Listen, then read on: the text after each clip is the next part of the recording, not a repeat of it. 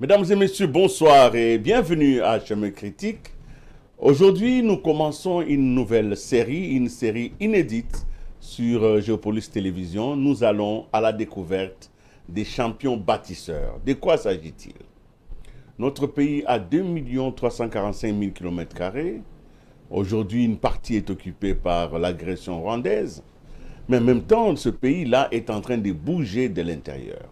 Il y a des Congolais qui ont accepté de rentrer à la base, d'activer ce que nous pouvons appeler les niches de développement.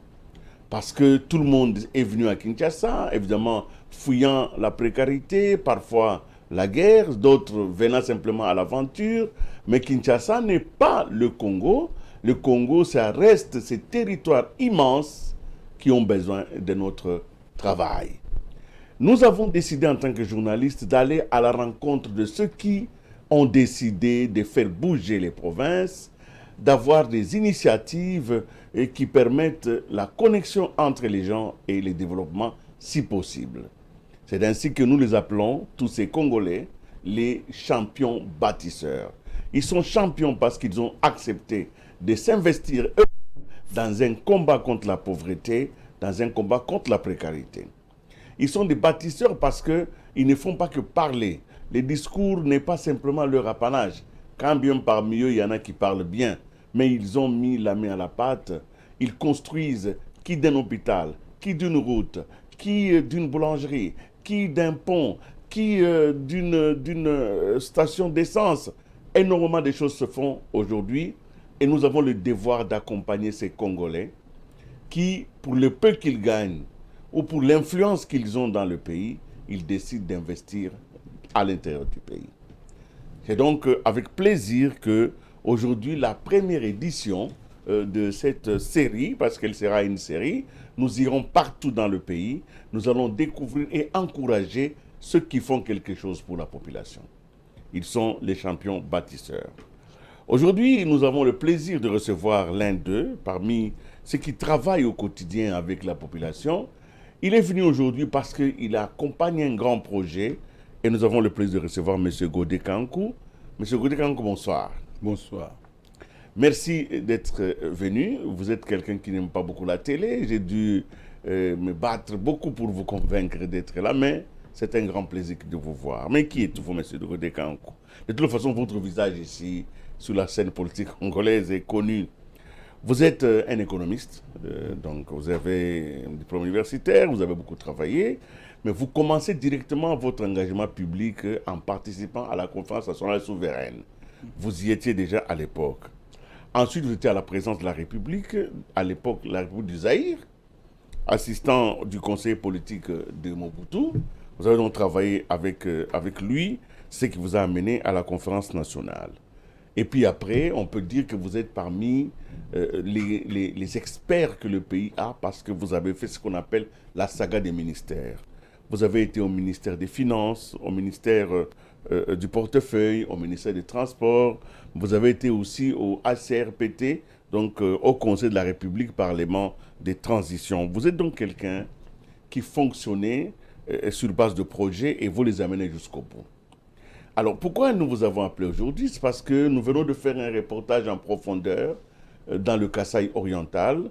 Et aujourd'hui, notre premier champion que nous allons vous présenter, et nous allons le découvrir dans un territoire, c'est le territoire des Miabi. C'est là où nous sommes allés d'abord pour pouvoir voir parce qu'on avait entendu que des choses se faisaient. Et les champions que nous avons découverts là-bas, c'est l'honorable Kazadi Nicolas. Il était ministre des Finances il n'y a pas longtemps, mais sur terrain, son nom est ressorti et les ouvrages ont parlé.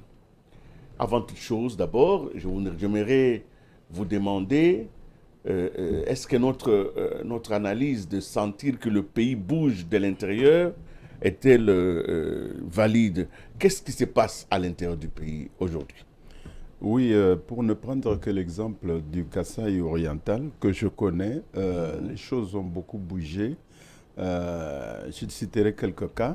Le cas, par exemple, de l'aéroport international de Bipemba, qui est en train d'être achevé pratiquement, en pleine finition. Ensuite, je parlerai aussi de tout ce qu'il y a comme infrastructure routière. Aujourd'hui, si vous allez à Mbujimaï, pour des gens qui ont été à Mbujimaï il y a quelques années, vous constaterez qu'il y a l'asphaltage des routes, à plus ou moins 35 km dans le projet Chile-Gelou. Mais je pourrais aller avec vous plus loin quand vous arrivez par exemple à Miabi. Vous allez constater effectivement que Miabi est asphalté à 30 km de Mbujimaï. Et en même temps aussi, vous allez voir qu'il y a un foisonnement de projets, je parlerai des PME, qui peut permettre à la population de pouvoir profiter de la création d'emplois, notamment, vous avez parlé tout à l'heure de la construction d'une boulangerie, boulangerie industrielle, qui est en train d'être terminée. Je peux aussi ajouter le fait que la connectivité est devenue plus ou moins intéressante dans la mesure où aujourd'hui, à l'époque, le gouvernement avait commandé 500 ponts qui permettent à ce que dans différents territoires, là où il y avait des cours d'eau qui empêchaient une circulation, aujourd'hui, il y a des ponts. Je citerai peut-être le cas du pont de Movonkacha. Nous allons parler de tout cela tout à l'heure. Nous avons le temps un peu d'en parler. Mais je disais que vous avez travaillé sur le projet avec l'honorable Nicolas Kazadi. Vous êtes vraiment parmi ceux qui étaient dans les secrets de tout ce qui va se faire. Mais la personnalité même de Nicolas Kazadi est quand même assez emblématique. C'est quel type de personne? Parce que selon les propos que nous lisons dans les réseaux sociaux, selon les personnes qui ont la force et le courage de les critiquer, on parle d'une personnalité arrogante, quelqu'un d'extrêmement dangereux parce que, bon voilà, quelqu'un qui a touché à tout. En réalité, vous qui le fréquentez, c'est quel type d'homme?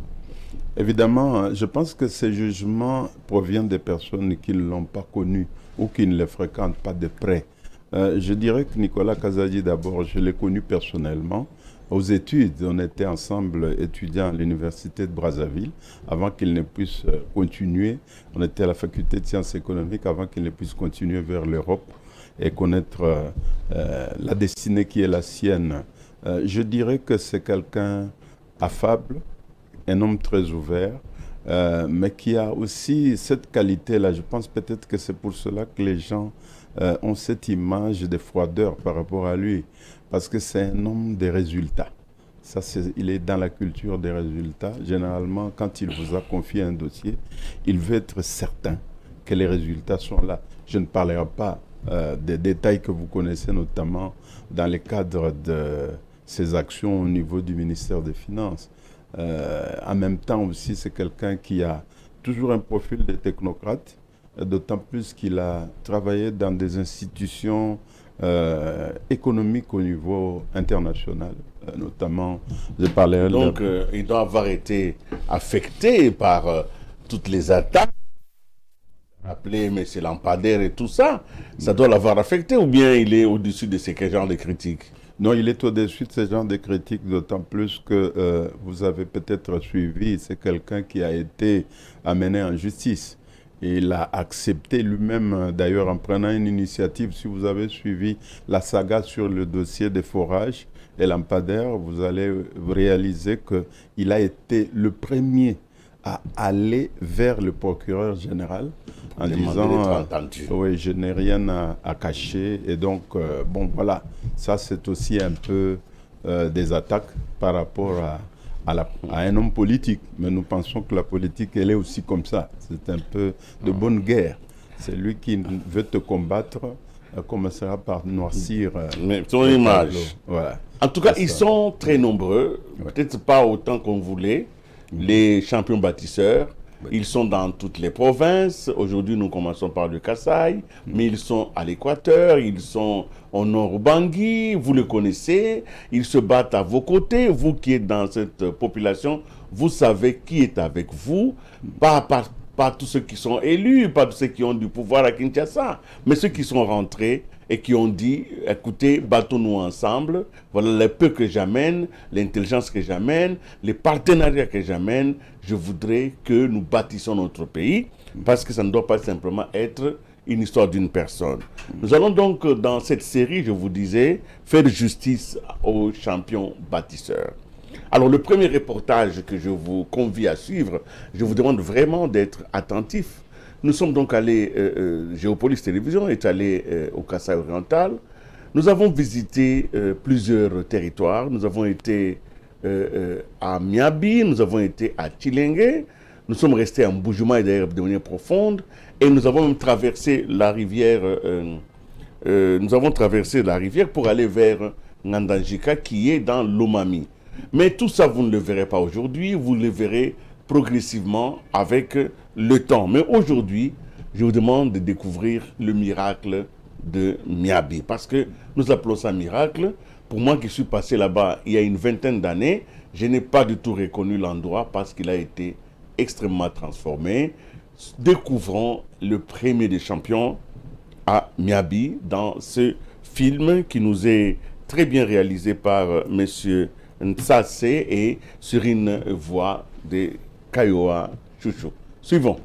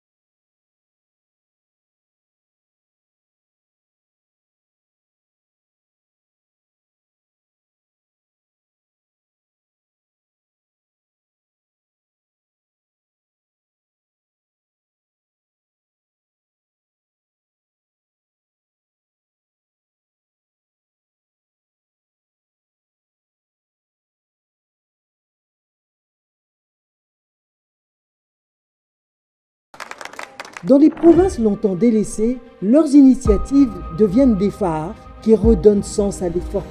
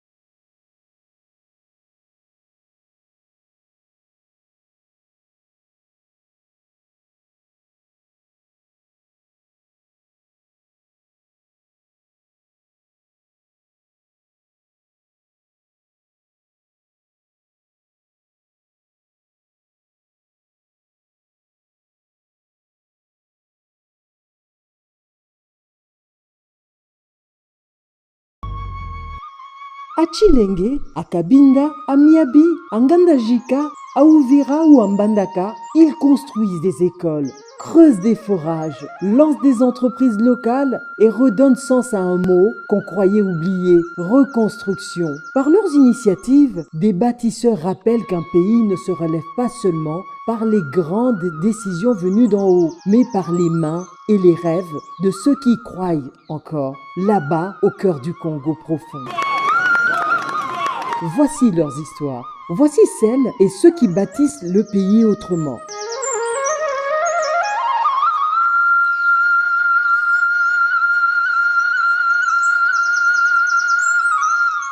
Au cœur du Kasaï oriental, Miabi s'éveille. Là où hier, la poussière marquait les routes et les espoirs, une voie nouvelle s'étend désormais sur plus de 8 kilomètres de bitume. Derrière cette transformation, un nom, un visage, Nicolas Kazadi, fils du terroir, qui a choisi de bâtir là où tout a commencé. Le territoire de Miabi est l'un des territoires phares de la province du Kasaï oriental.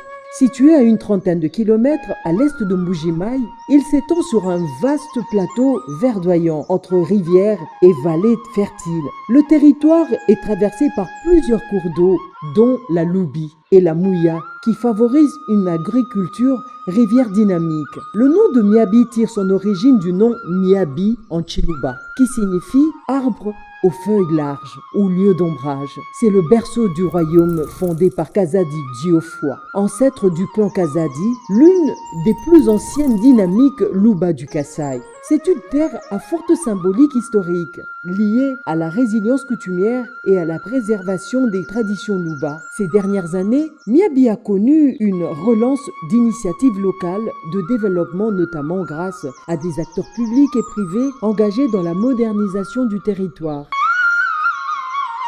C'est le cas de Nicolas Kazadi, qui s'est investi dans la transformation de cet espace avec une grande détermination, au point qu'il apparaît sans contexte comme le champion bâtisseur du Kasaï. À Miabi, il n'a pas seulement refait les routes, il a ouvert les chemins de la dignité, une station d'essence pour alimenter le mouvement. Nicolas Kazadi kichilo bucha moyena Miabi, kudi muvoni bwanga bwakwela moyena Miabi mu mesu, wal moyena Miabi vwa mpofu ye wata beji moyena Miabi. Wata baji wa munyi bintu malmi paji Nicolas Kazadi muvona bwa ngula Miabi wakaje Miabi kufila moyo mu Miabi bwalu mvolufu. Muvwa mu chisuku kiteka mu cha kwikala chi baba shebe bantu mwabeu benyanga bantu machini benyanga bantu nyoto lelu. Voilà, cette fois-ci, il y a une bonne sécurité, il y a des policiers, parce qu'on a arraché des motos et on a arraché des véhicules. Les malfaiteurs et les bandits faisaient tellement du mal aux gens ici parce que c'était une forêt. Maintenant, nous avons des routes asphaltées. Il nous a ramené des boulangeries, il nous a ramené des chambres froides à Miabi. Nous avons une station de carburant ici pour que les automobiles viennent s'approvisionner ici. Plusieurs choses qu'il a fait ici. Je vais conseiller aux habitants de Miabi, nous avons intérêt à protéger tout ce qu'on est en train de faire, d'en faire bon usage. Plusieurs habitants de ce territoire qui nous ont quittés parce qu'il n'y avait pas de boulot. Et là, Nicolas Kazadi est venu pour créer des emplois pour les habitants de Miabi. C'est à nous d'entretenir tout ce qu'il est en train de faire pour Miabi. Et nous allons dire merci au président de la République de nous avoir envoyé Nicolas Kazadi pour tous ces travaux qui fait du bien.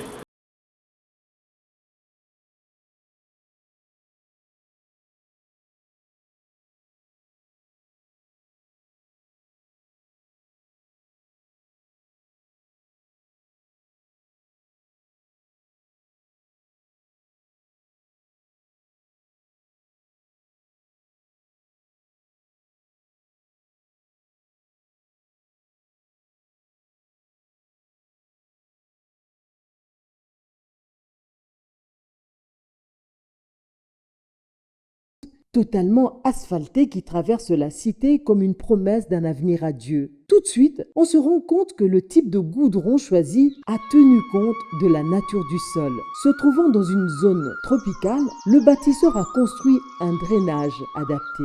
Route intégrée au relief, elle a choisi une topographie naturelle pour limiter les coûts et les risques d'effondrement. Selon les informations recueillies sur place, on constate que cette route a une structure technique solide dont les différentes couches ont été respectées, notamment la fondation, la sous-base et la couche de roulement.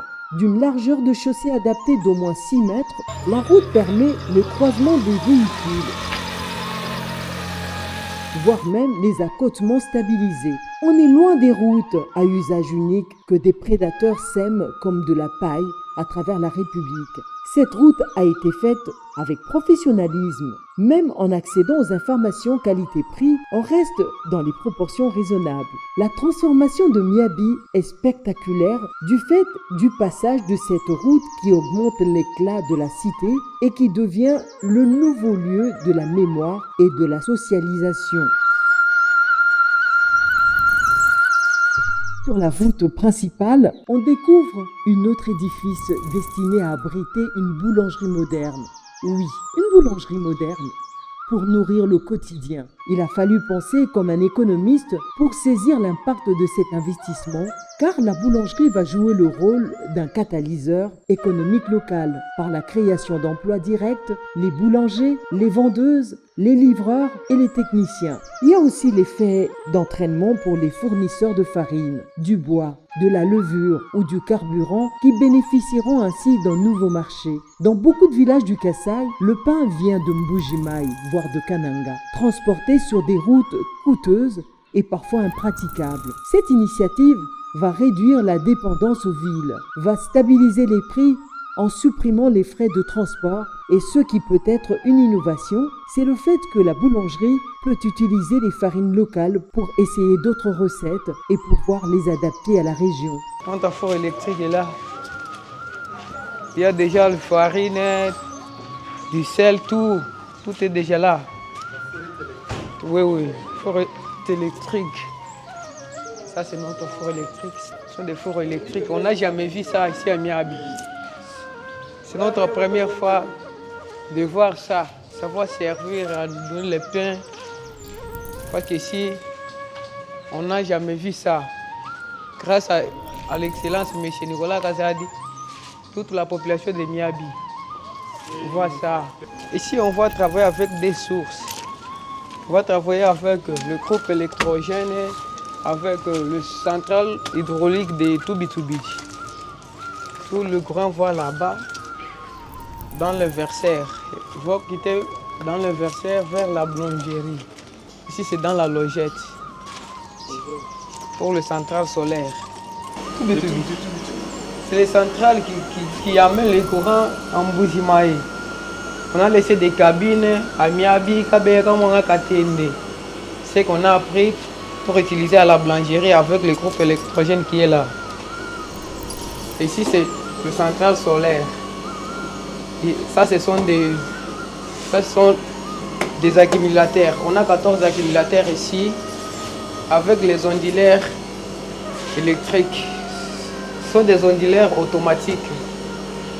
Ça travaille automatiquement. Ça prend le courant qui quitte vers le central solaire, ça entre ici dans les accumulateurs. Et puis, ça quitte vers la chambre froide, que nous appelons frigo. Ça, c'est la chambre froide qui fabrique des glaces. Là-bas, on va juste refroidir de l'eau. Ici, ça fabrique des glaces. On met des Thomson ici. On met des choses là pour le garder ici. Ça, ce sont des malaxiens qu'on va placer dans la boulangerie. Ayant ainsi posé les jalons d'une économie avec des effets d'entraînement évidents, le bâtisseur a poursuivi sa quête par l'acte majeur de construire le pont avec l'avenir par l'édification d'une école au sein de cette cité Miabi, dans le but de permettre à des centaines d'enfants d'accéder à l'instruction. Une école pour éclairer l'avenir des enfants, un centre de santé pour redonner souffle à la vie, Dans chaque pierre posée, dans chaque chantier lancé, se lit une conviction. Le développement n'a de sens que s'il part du village, du peuple, du sol natal. Pour Nicolas Kazadi, reconstruire Miabi, c'est rappeler que l'amour du pays ne se proclame pas, il se prouve. Et à travers son exemple, Miabi devient plus qu'un territoire. C'est un symbole, celui d'une RDC qui se relève, bâtie par ses propres fils, par ces hommes et ces femmes qu'on appelle désormais les champions bâtisseurs. Dans cette aventure du développement, on voit bien que des projets encore gigantesques sont en voie d'être réalisés, comme l'érection de 3 stades dans 3 autres territoires. À ce jour, selon les responsables du projet, les matériaux sont entreposés au dépôt PEMCO à Mbuji-Mayi. Déjà, les maquettes en 3D sont disponibles. Dans cette quête de vérité pour l'histoire et des modèles pour l'exemple, le nom du professeur Jacques Kazadi Ndouba apparaît comme la manifestation de l'amour filial, le don à la mémoire collective pour ce grand scientifique dont le patrimoine est accordé à une belle école de Miabi. Belle bâtisse construite par les jeunes du service national sous la conduite du général Kabouit. C'est un bijou planté dans cette verdure au milieu des maisons et des champs de maïs. École moderne en pleine campagne avec des enfants heureux d'accéder au savoir dans un environnement sain. À Miabi, la construction de cette école offre une chance de scolarisation pour les jeunes du territoire de Miabi et des environs selon les mentions. Comment ne pas apprécier la valorisation d'un éminent professeur, fils du terroir, dont le rayonnement a traversé les frontières nationales. Donner ce nom à l'école pour encourager l'aspiration et l'excellence académique, renforcer le sentiment de fierté locale et inspirer les élèves. Le préfet de l'école, professeur Jacques Kazadi Ndouba, s'explique. Notre école, c'est l'Institut Prof. Jacques Kazadi Ndouba Wadjile. L'école est construite ici dans le groupement de Bakwakasansede, cité de Boya, territoire de Miabi. Nous sommes dans la province éducationnelle Kasaï Oriental 2. Notre école, le bâtisseur, celui qui a la main-d'œuvre utilisée pour construire le service national, mais par le concours de notre honorable Nicolas Kazadi. Cette année scolaire, à l'Institut, nous avons 444 élèves. Nous avons au total 6 sections. Nous avons électricité générale, mécanique générale, agriculture générale, pédagogie générale, commerciale et gestion et l'option sciences. Et nous sommes la première école ici à organiser les options techniques, comme l'électricité, la mécanique. C'est la première fois que ces options-là existent ici. Avant, c'était seulement les options au caractère général. Et maintenant, avec le concours de notre honorable, ce qu'il a fait, nous sommes en train d'organiser maintenant la mécanique générale et l'électricité, ce qui est du nouveau vraiment pour notre coin. Ça, c'est la 3e année d'existence. Nous avons commencé en première, nous sommes en progression. Cette année, nous avons la 3e électricité, mécanique et agriculture. Nous sommes en progression. L'impact immédiat, c'est que d'abord, comme vous le constatez bien, c'est implanté un peu à un cadre un peu éloigné de la ville, comme vous l'avez dit. Le souci, c'est comme le président de la République le veut, offrir un enseignement de qualité à tous les enfants congolais, et des coins et des recoins du pays. C'est comme ça que cette école a été construite ici, pour fournir aussi un cadre de confort aux enfants, pour apprendre dans de bonnes conditions, comme vous pouvez les constater dans les salles de classe. C'est une école de l'État, une école publique non conventionnée, qui jusque-là n'est pas encore prise en charge par l'État congolais. Et nous réitérons toujours notre demande pour que les personnels de cet établissement soient pris en charge par les trésors publics. Oui. Pendant ce temps que nous ne sommes pas encore pris en charge par l'État, c'est l'honorable Nicolas qui nous vient en aide chaque mois. Il nous vient en aide pour subvenir un tout petit peu aux besoins des enseignants pour pouvoir continuer à dispenser l'enseignement aux enfants. Ce que les parents donnent, c'est vraiment insignifiant, puisque le but, ce n'est pas de rançonner les parents. Le but, c'est leur offrir un enseignement de qualité aux enfants. À son approche, le bruit cesse. Il répond au nombreux « Bonjour, messieurs ». D'abord, c'est un message de gratitude, de remerciement pour le soutien qu'il ne cesse de faire à l'école, les efforts qu'il fournit toujours pour l'avancement de cet établissement. Et nous lui demandons de ne plus s'arrêter là. Nous lui demandons d'aller de l'avant, puisque comme vous voyez, notre école n'est pas électrifiée. Pendant qu'il y a le courant ici, nous n'en avons pas ici. Les options techniques que nous avons, ça demande deux fois le courant. Nous n'en avons pas ici. Si vous voyez l'endroit où se trouve l'école, c'est un endroit, on dirait un désert. Il n'y a pas d'eau. On souffre beaucoup plus pour que les enfants aient de l'eau à boire. Au chef de l'État, nous lui disons aussi merci pour avoir pensé à construire cette école ici, dans le groupement des Boko 407D, territoire de Miabi. Nous lui demandons de continuer toujours à fournir ses efforts pour offrir l'enseignement de qualité aux enfants congolais et chercher aussi à prendre en charge les personnels qui interviennent dans l'enseignement. Si quelqu'un travaille et il a son salaire, il a le courage de se dépasser pour faire mieux. Alors nous lui demandons, nous connaissons sa bonne volonté, qu'il puisse quand même penser à prendre en charge tous les intervenants de l'enseignement. Après la l'origine,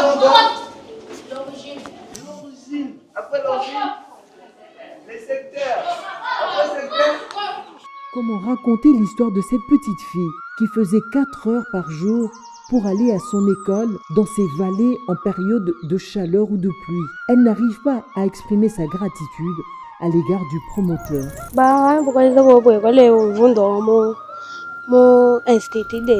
Quand j'étais en train d'étudier à l'Institut de Miabi, j'ai quitté très tôt ma tête. Je faisais des heures du temps de marche à pied parce que c'était trop loin. Je quitte sa maison à 6 heures, j'arrive à l'école à 8 heures. Il y avait une très grande distance à marcher à pied, ceux qui n'avaient pas de force n'y parvenaient pas. Nous disons grand merci à Nicolas Kazadi, il nous aime. C'est pour cela qu'il nous a rapprochés de l'école.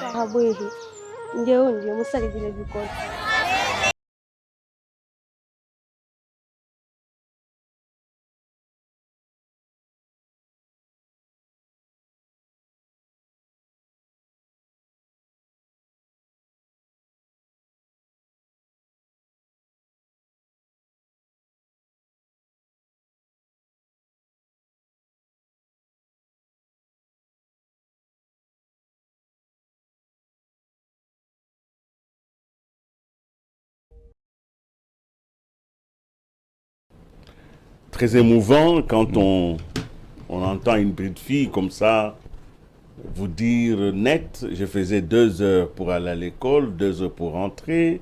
Maintenant l'école est à disposition, c'est à côté. Il n'y a pas moyen de dire bravo. Qu'est-ce que vous dites vous-même de tout ça? Non, c'est quelque chose d'assez émouvant, surtout lorsque, comme moi, vous avez connu l'avant, comme on dit. Et maintenant, nous sommes dans l'après. Et dans l'avant, c'était pratiquement la petite brousse là-bas. Hein. Il n'y avait pas grand-chose en termes de scolarité. On a même connu à l'époque, lorsque nous avions commencé à aller là-bas pour la campagne en 2023, on avait connu des situations où vous aviez des élèves qui se mettaient soit à même le sol, soit sur les troncs d'arbres. Donc, lorsqu'on voit ça, on doit dire bravo. D'autant plus qu'il faut toujours se mettre dans la logique des gens à qui le chef de l'État a eu l'avantage de donner des responsabilités. Alors, ces gens, comme lui, se sont retrouvés dans une situation où ils se disent, parce qu'il faut reconnaître que l'honorable Nicolas Kazadi, c'est un Quinois. Il est né à Kinshasa, il n'a jamais grandi au village.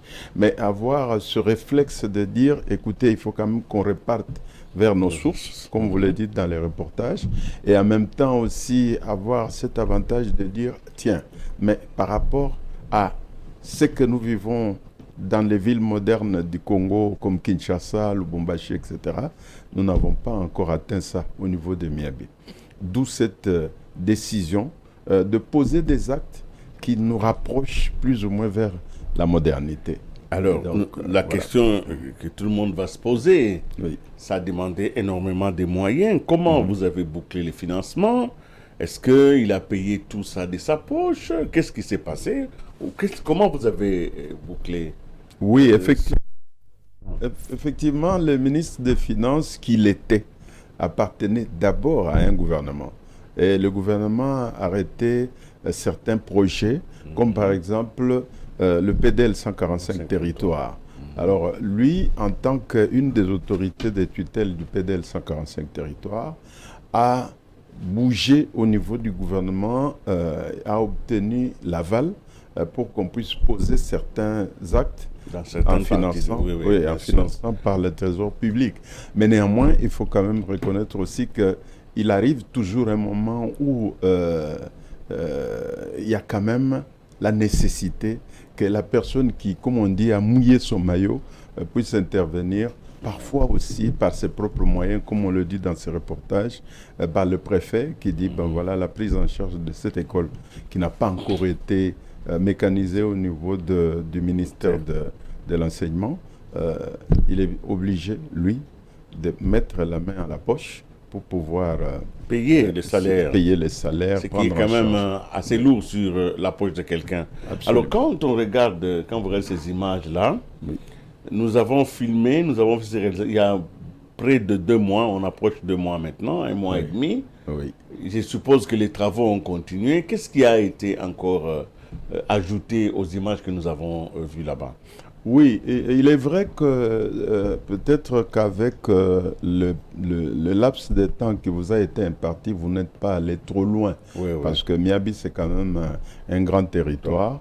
On peut dire que Miabi, aujourd'hui, en tant que territoire, avoisine plus ou moins la superficie de la ville de Kinshasa. Et donc, vous n'êtes pas allé dans d'autres secteurs, comme on dit chez nous. Nous avons 4 secteurs. Je vous dirais, par exemple, que nous avons le secteur de Movonkacha, où on a installé un pont qui a inauguré, qui a permis maintenant à la population de traverser d'une rive à l'autre. Parce que c'était assez émouvant d'apprendre que en temps de pluie, quand il y a la crue, les enfants ou les personnes qui se hasardaient à traverser la rivière, ils coulaient, ils se noyaient. Donc, il y a eu des actes qui ont été posés là-bas. Mais néanmoins, aujourd'hui, nous sommes, on peut dire, à quelques jours de l'inauguration de la boulangerie industrielle dont vous avez parlé là-bas. Donc, pratiquement, beaucoup de travaux ont été faits. Et ce n'est pas tout, parce que l'huile résonne, vous savez, l'honorable, c'est un ancien du PNUD. Donc, le PNUD, c'est une des institutions économiques spécialisées des Nations Unies qui travaille beaucoup sur l'économie. Parce que, bon, c'est bien, on est content d'avoir de bonnes infrastructures, on est content d'avoir de bonnes routes, encore faudra-t-il qu'il y ait une activité productive.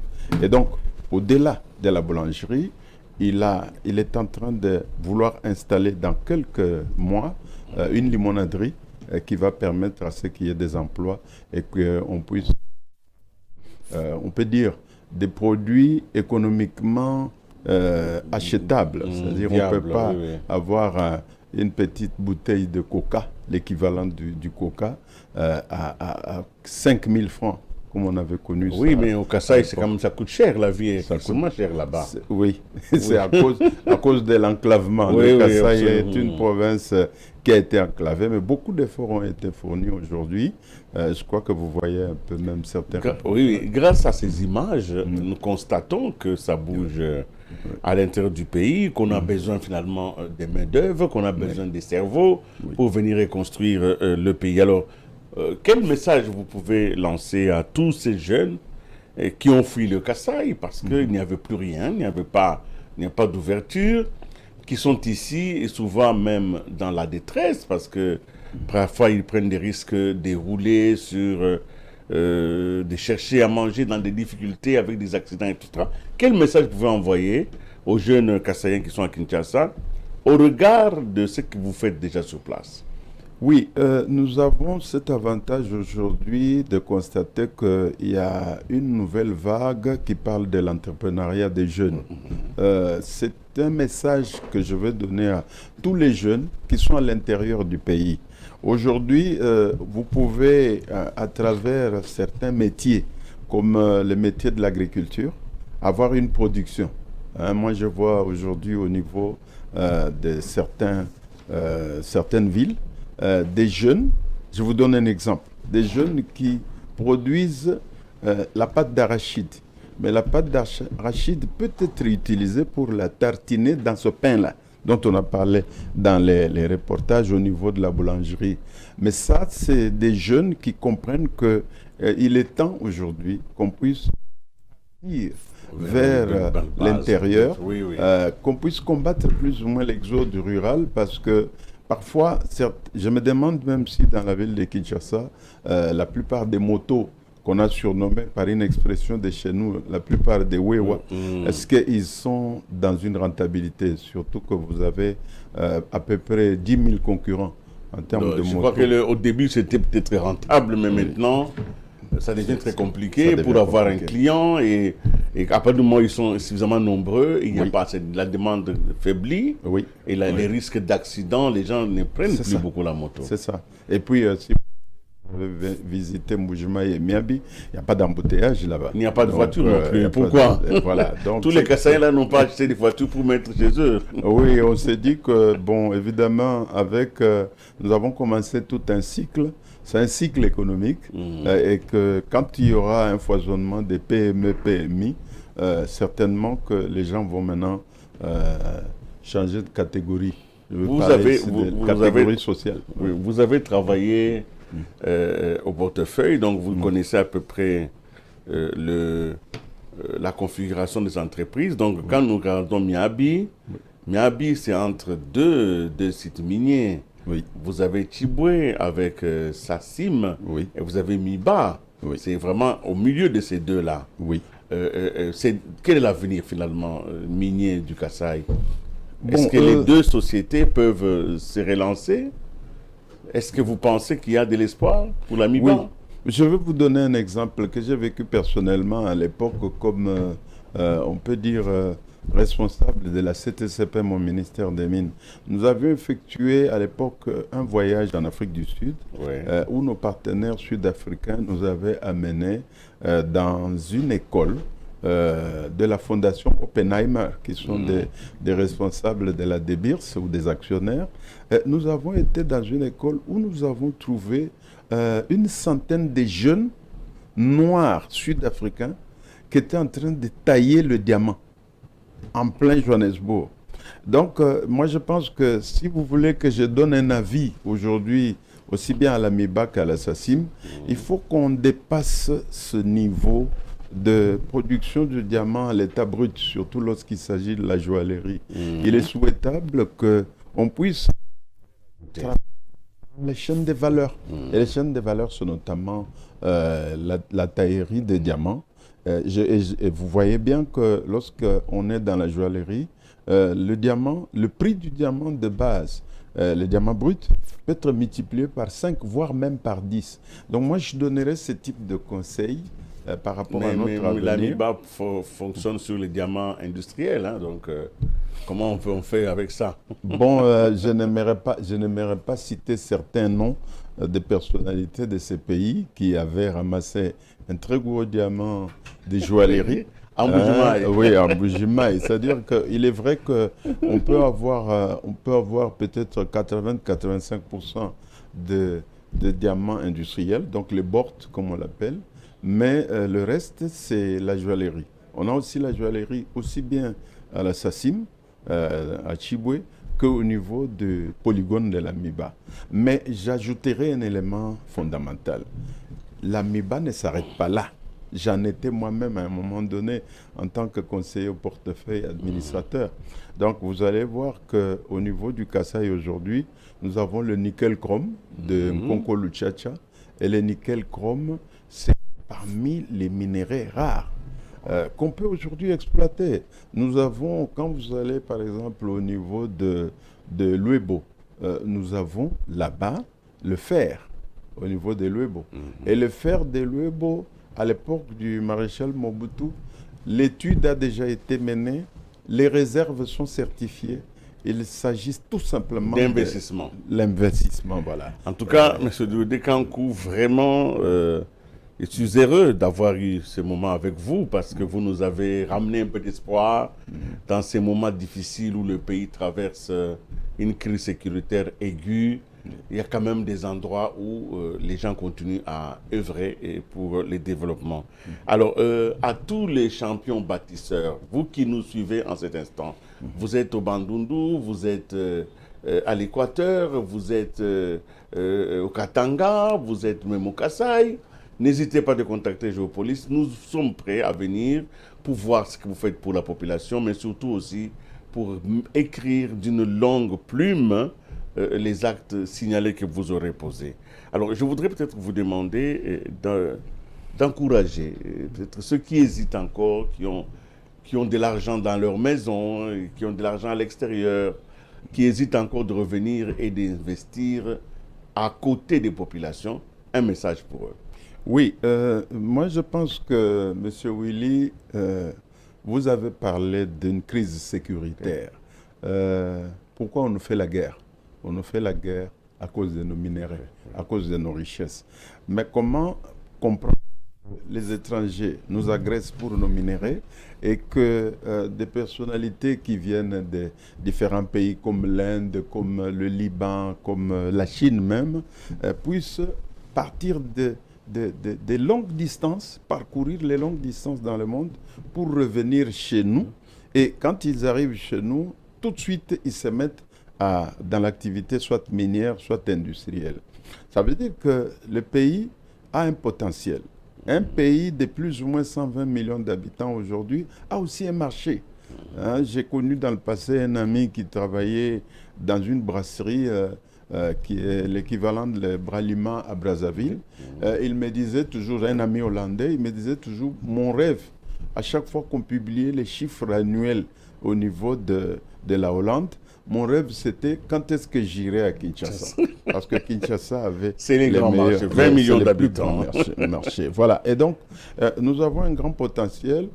Je sais que dans ces pays, il y a beaucoup de grandes personnalités politiques et personnalités d'affaires. Leur intérêt de ces personnalités, c'est de rentrer à la source, à l'équateur. Vous avez tout ce bois-là, vous avez toutes ces richesses-là. On a parlé d'ailleurs du marché crédit carbone. Il y a aujourd'hui dans les Bandundu un potentiel agricole immense. Nous avons parlé toujours de 80 millions d'hectares de terres arables. Donc il y a un grand potentiel à l'intérieur. Comme on dit toujours, Kinshasa n'est pas le Congo. Nous avons tous intérêt aujourd'hui, investisseurs, jeunes, à répartir vers la source, vers l'intérieur. Nous allons donc terminer cet entretien. Nous l'avons fait comme première édition d'une longue série de champions bâtisseurs. Là, nous avons été au Kasaï oriental, dans les territoires de Miabi, où nous avons repéré un champion, M. Nicolas Kazadi, qui était d'ailleurs dans ce combat accompagné de M. Godé Kankou. Parce que c'est le Kasaï, parce que c'est les Chiluba, parce que c'est la culture, parce que c'est quand même les valeurs de chez nous. Nous allons nous séparer. Je vais demander qu'on nous mette un petit chant en Chiluba pour faire plaisir à M. Godé Kankou, dont la mobilité est très évoluée. Suivons cette chanson et puis nous allons nous séparer.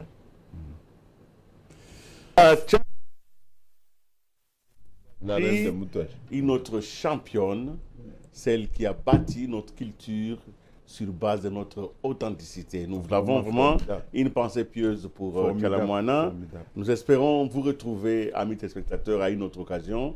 Nous allons nous battre pour que chaque mois, il y ait au moins, parmi les émissions que nous faisons sur Chemin Critique, il y aura une émission sur la découverte des champions bâtisseurs. Vous êtes des bâtisseurs. Ne négligez pas ce que vous faites pour vous, la population.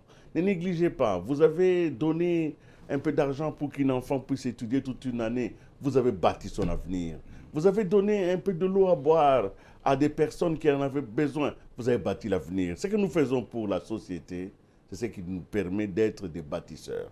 Mais parmi nous, il y a des champions et ils font un peu plus que la moyenne. Mesdames et messieurs, avec joie, je dis merci à M. Godé Kankou et je vous retrouve à une autre occasion. En tout cas, d'ici là, portez-vous bien. Chaque jour est une vie. Au revoir.